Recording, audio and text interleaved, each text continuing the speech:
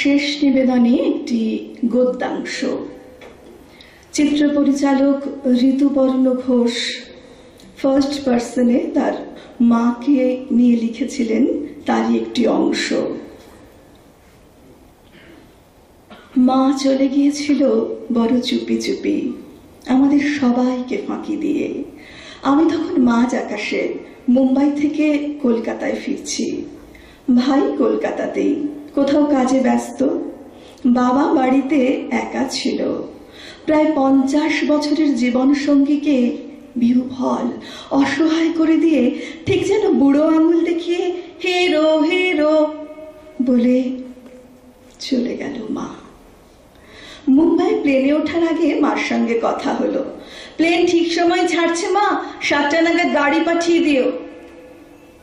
কি খাবি রাত্রিরে?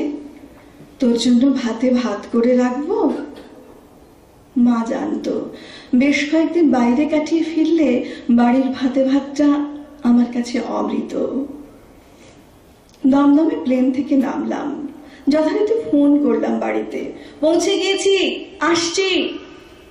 প্রভাতী বা নার্স ফোনটা ধরলো। শুনতে পেলাম কেমন যেন আতঙ্কিত গলায় বাবাকে বলছে, বাবা দাদা এসে গিয়েছে। যেন কোনো সর্বনাশের খবর। গোবিন্দ বহু বছর আমাদের গাড়ি চালায়, ওই এসেছে আমাকে নিতে। গোবিন্দ সব জানতো, আমাকে কিচ্ছু বলেনি, বাবা মানা করেছিল বলতে। গাড়িতে উঠলাম, গাড়ির ভেতরটা কেমন যেন থমথমে, কেমন যেন কুডাক ডাকছে বারে বারে। বাইপাসে গাড়ি থামালাম। কি হয়েছে গোবিন্দ, সত্যি কথা বলো। গাড়ির উইন্ডস্ক্রিনটা যেন সিনেমাস্কোপ পর্দা, বাইরের রাস্তায় চলমান হেডলাইটের জোনাকি, আর ড্রাইভারের সিটে অসহায়ের মতো মাথা নিচু করে বসে আছে গোবিন্দ। মা আছে না নেই?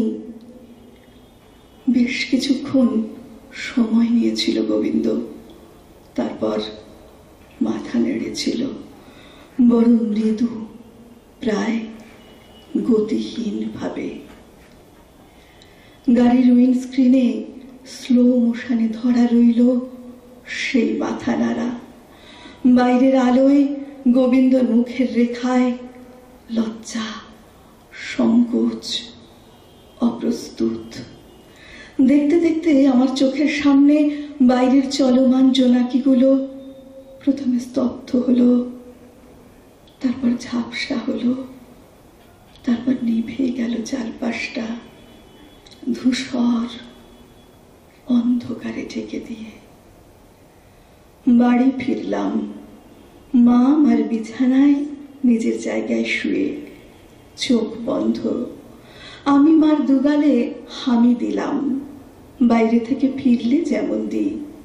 তারপর নিজের গালটা বাড়িয়ে দিলাম 42 বছরের অভ্যেসে।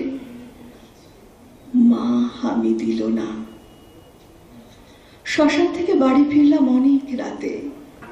বাবা শুতে গেল অনেক বলা কওয়ার পর।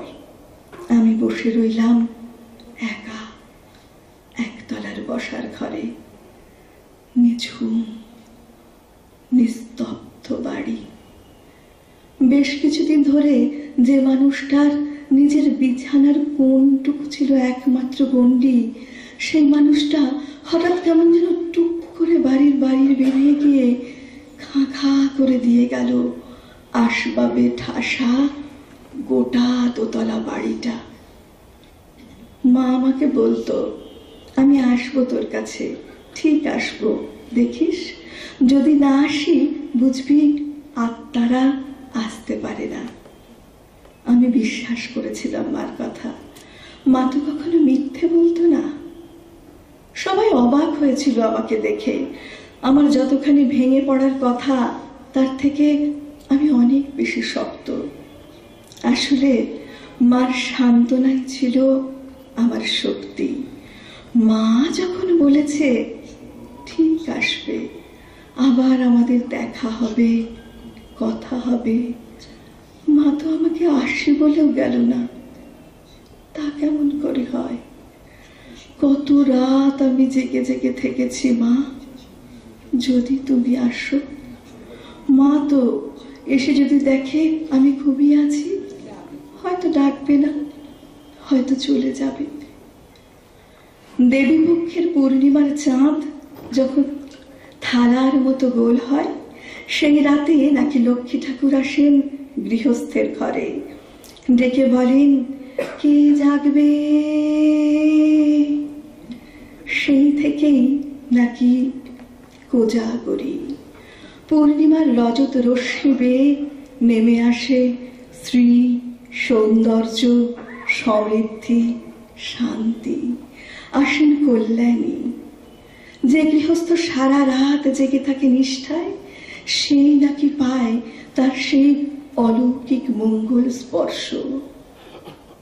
আমি তো কত রাত জেগে থেকেছি মা, নিষ্ঠায়। জ্যোৎস্না রাত্রে বনপ্রান্তে সবাই যখন উৎসব মগ্ন, আমি তো তখন ঠায় জেগে থেকেছি তোমার প্রতীক্ষায়। অসুস্থ হবার পর থেকে মা ভালো করে হাঁটতে পারতো না, পা টেনে টেনে হাঁটত।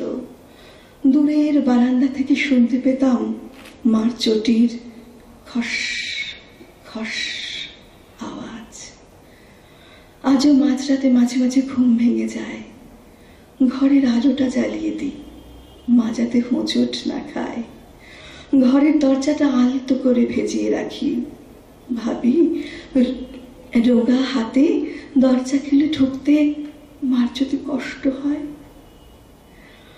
মা যখন বিছানায় শুয়ে থাকতো দিনের পর দিন, আমি এ শহর শহর দৌড়দৌড়ি করে বেড়াচ্ছি, মা আমাকে দেখতে পেলেই বলতো, আয় আমার কাছে এসে একটু শুয়ে থাক না, এইটুকু মাথা নিয়ে এত কাজ করিস কি করে।